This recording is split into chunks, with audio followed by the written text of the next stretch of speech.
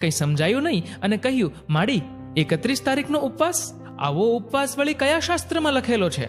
પોતાની સાડીથી આંખો લૂછતા મહિલાએ કહ્યું, દીકરા, 31મી તારીખનો ઉપવાસ કોઈ શાસ્ત્રમાં નથી લખ્યો, પણ મારા અભાગ્ય નસીબમાં લખેલો છે.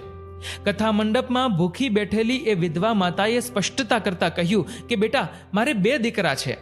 મારા પતિના મૃત્યુ બાદ મેં ખૂબ જ મહેનત કરી.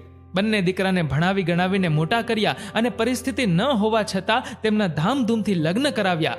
અત્યારે બંને દીકરાઓ પોતાના પરિવાર સાથે મારાથી જુદા રહે છે. બંનેને ખૂબ ભણાવ્યા એટલે હવે ગણતરી કરતા શીખી ગયા છે. મારી જવાબદારી બંનેએ સરખા ભાગે વહેંચી લીધી છે.